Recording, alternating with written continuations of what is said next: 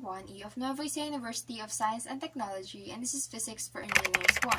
And in this video, we're going to talk about motion at constant angular acceleration. We used to talk about equations for the motion at constant acceleration back in kinematics. And that is for the linear motion or the translational motion. This time, we're going to talk about the counterpart of those in rotational motion.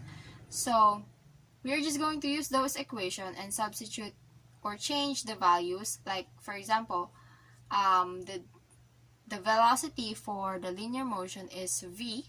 So this time we're going to use omega for the rotational motion, and that is our angular velocity. And we're going to use alpha for angular acceleration, and so on. So now let's move forward to our sample problem.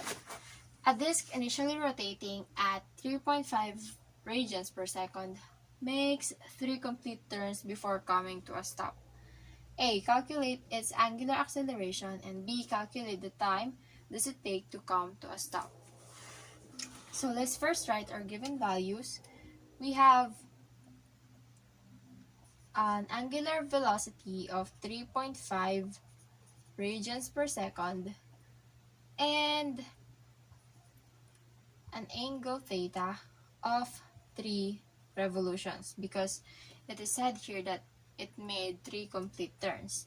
So first, we're going to convert this revolution into radians, because that's the unit that we always use in angular quantities. So we're just going to multiply it by 2 pi radian over 1 revolution. And we have 6 pi radian for our theta. So, the first question that we're going to answer is its angular acceleration. We're going to use the fifth equation of motion, which is velocity squared is equivalent to initial velocity squared plus 2 alpha times theta minus initial theta. So we are looking for the acceleration here. We're just going to derive this equation. So we have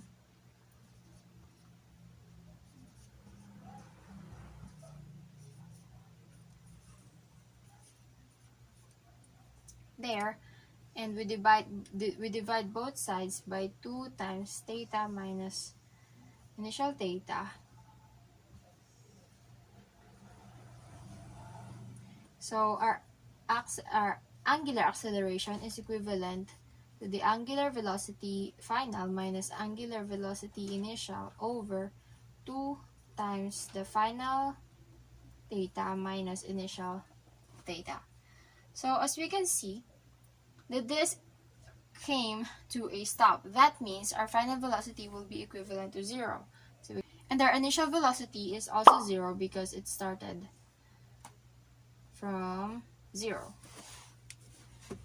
So we are just going to substitute the values now, and we will be able to get our angular acceleration. Angular acceleration is equivalent to negative.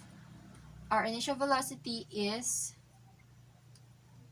3.5 radians per second quantity squared over 2 times 6 pi radian.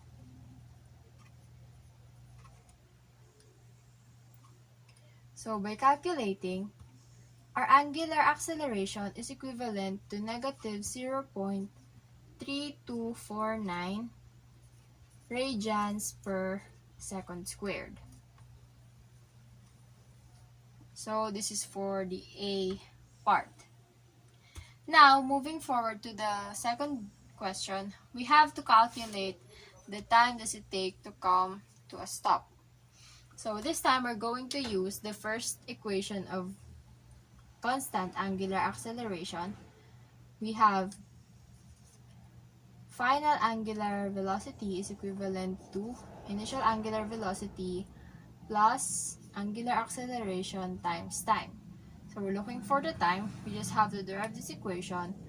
And we will end up with time is equivalent to final angular velocity minus initial angular velocity over angular acceleration. So we just have to substitute the values. 0 minus 3.5 radians per second over negative 0.3249 radians per second squared. So by calculating, our time will be equivalent to 10.77 seconds. So this is for the B. So using the equations of motion at constant angular acceleration, we were able to solve what's missing in this problem, the angular acceleration and the time. And those values are negative 0.3249 radian per second squared and 10.77 seconds respectively. So once again, this is motion at constant angular acceleration and I'm Camille Pajarillaga from BSCE 1E. Thank you so much for watching.